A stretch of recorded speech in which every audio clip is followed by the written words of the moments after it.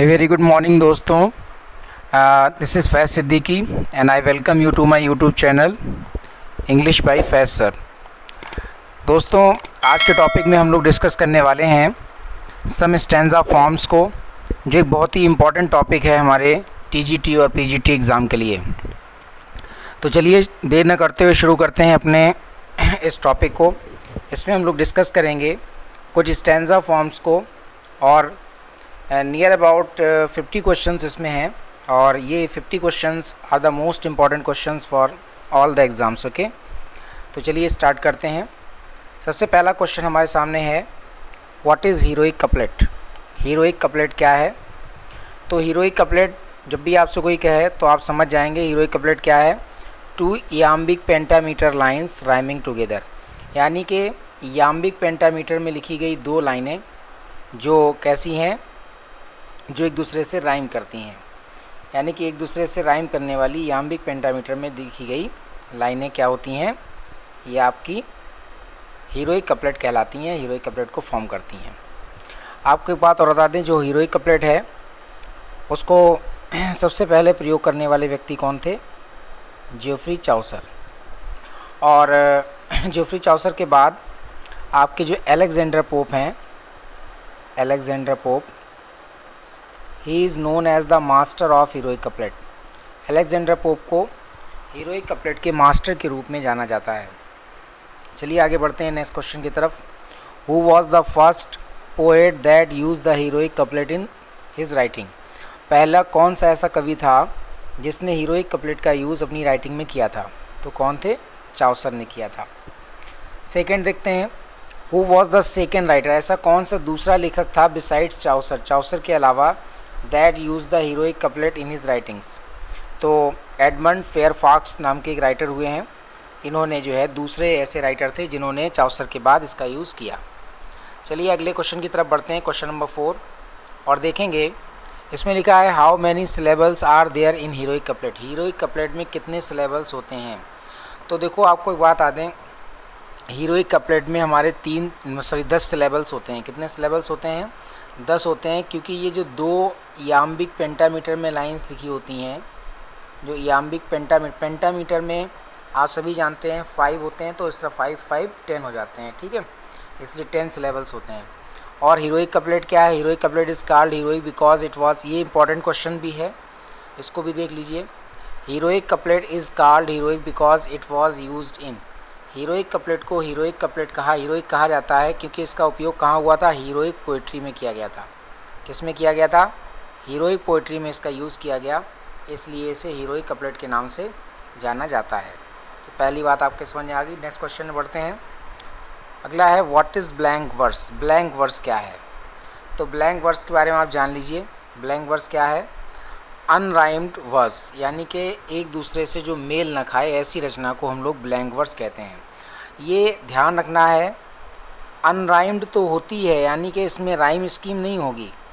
It is unrhymed, लेकिन इसमें metre होता है, यानी कि ये मीटर में लिखी जाती है लेकिन राइमिंग नहीं होती. आगे बढ़ते हैं. Who is the undisputed master of blank verse. Blank verse का अनडिस्प्यूटेड मास्टर कौन है? तो जब अनडिस्प्यूटेड मास्टर की बात करेंगे तो कौन है आपके? William Shakespeare. और आपको एक बात और बता दें, विलियम शेक्सपियर जो हैं, जिन्हें फादर ऑफ इंग्लिश ड्रामा के नाम से भी जाना जाता है, बार्ड ऑफ एवन के नाम से जाना जाता है, 16वीं सेंचुरी के सबसे महानतम ड्रामेटिस्ट माने जाते हैं. तो आपके ये ब्लैंक वर्स, विलियम शेक्सपियर के जितने भी नाटक हैं वो सभी ब्लैंक वर्स में लिखे हुए हैं. एक चीज़ और है इसमें कि जो ब्लैंक वर्स है इसको आपको बता दें, थॉमस यार्ड जो हैं उनके द्वारा पहली बार यूज़ किया गया था इंग्लैंड में. और आपको मार्लो जो हैं, MARLOWE, मार्लो ने ड्रामा में इसका यूज़ किया पहली बार. और मार्लो के द्वारा जो ब्लैंक वर्स का यूज़ हुआ है, इनकी ब्लैंक वर्स के यूज़ को माइटी लाइन्स कहा जाता है. क्या कहा जाता है? माइटी लाइन्स के नाम से जाना जाता है. आगे बढ़ते हैं क्वेश्चन की ओर. How many lines are there in terza rima. Terza rima में कितनी लाइनें होती हैं? सीधी सी बात है, टर्जा राइमा में 3 लाइनें होती हैं. टर्ज़ा राइमा की राइमिंग स्कीम क्या होती है, तो इसमें आपको बता दें राइमिंग स्कीम किस तरह से बढ़ेगी। ABA, BCB, DED, EFE, ये इसकी राइम स्कीम होती है। तो ध्यान रखना है आपको। ABA यानी कि जो पहला वाला राइम है, पहली लाइन तीसरी लाइन से राइम करती है, यानी कि पहली और तीसरी लाइनें एक दूसरे से राइम करती हैं। जैसे देखिए ABA, फिर जब अगली 3 लाइनें होंगी तो वो बीच वाली लाइन से पहले स्टेंजा की दूसरी लाइन से राइम करेगी BCB। इस तरीके से आगे बढ़ता चला जाएगा। आगे बढ़ेंगे अगले क्वेश्चन की ओर। क्वेश्चन नंबर देखेंगे 10। क्वेश्चन नंबर 10 में लिखा हुआ है the poem written in terza rima usually end with a line, यानी कि टर्ज़ा राइमा में लिखी हुई जो लाइन होती है वो किस लाइन के साथ ख़त्म होती है, तो एक सिंगल लाइन के साथ में समाप्त होती है।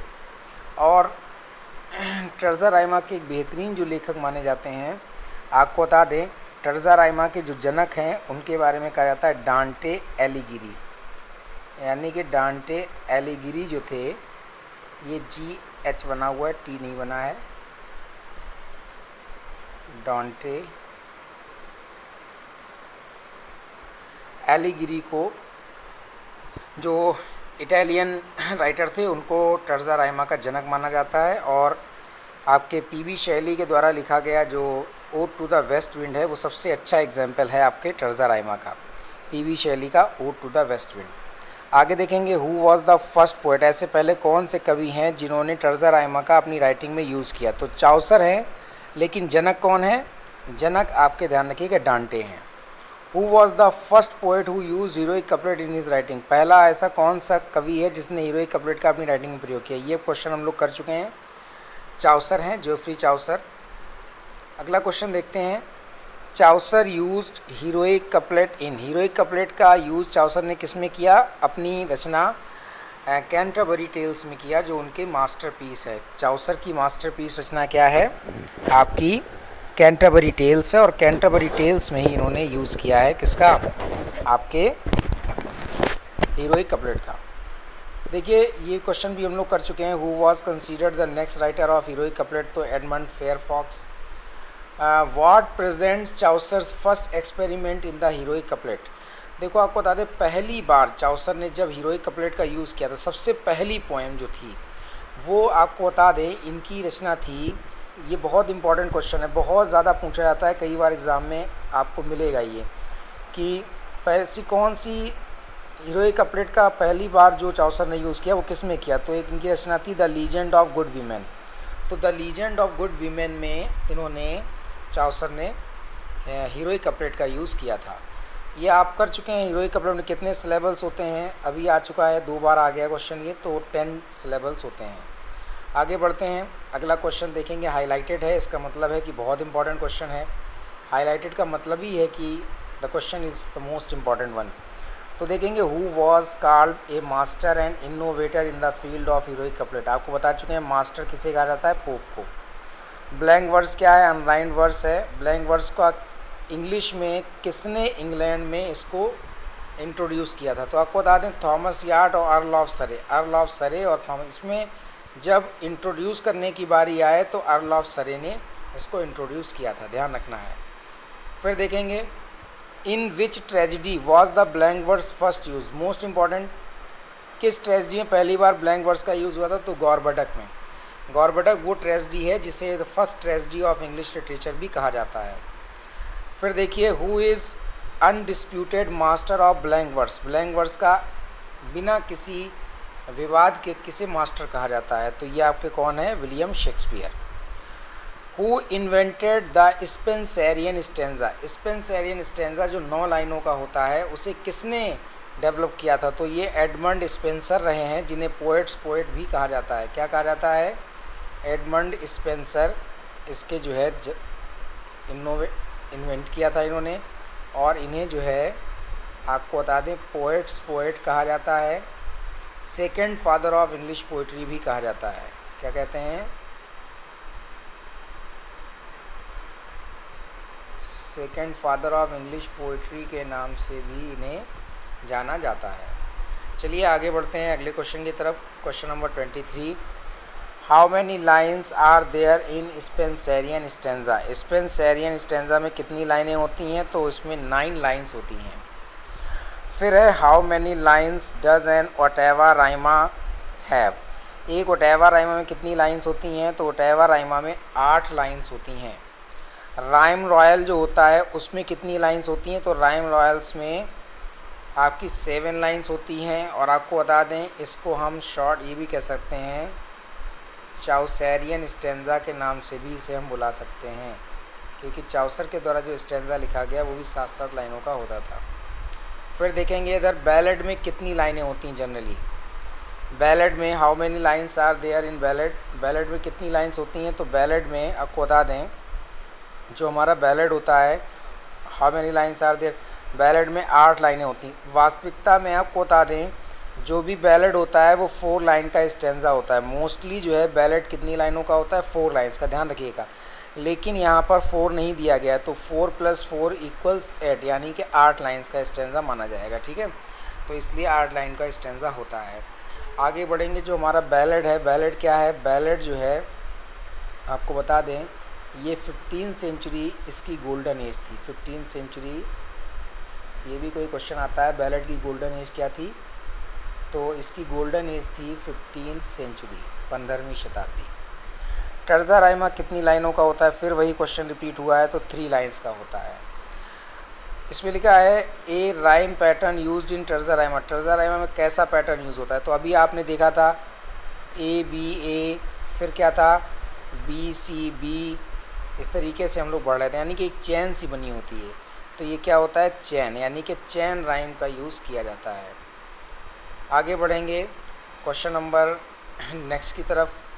लिखा है in heroic couplet there are 2 lines in iambic penta. ये पॉइंट में लिखा हुआ है। हीरोइक कपलेट में 2 लाइनें होती हैं याम्बिक पेंटामीटर में।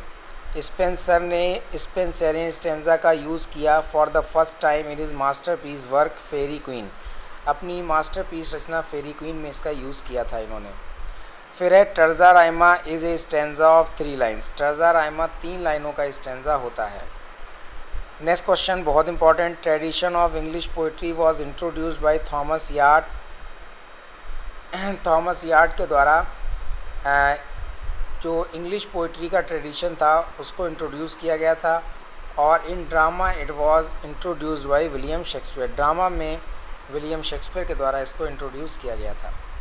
तो ये क्वेश्चंस हमारे कुछ आपके सम स्टेंजा फॉर्म से थे, और आगे जो कुछ क्वेश्चंस होंगे उनको हम लोग और स्टडी करेंगे और देखेंगे नेक्स्ट वीडियो में। Thank you very much, have a nice day, bye bye.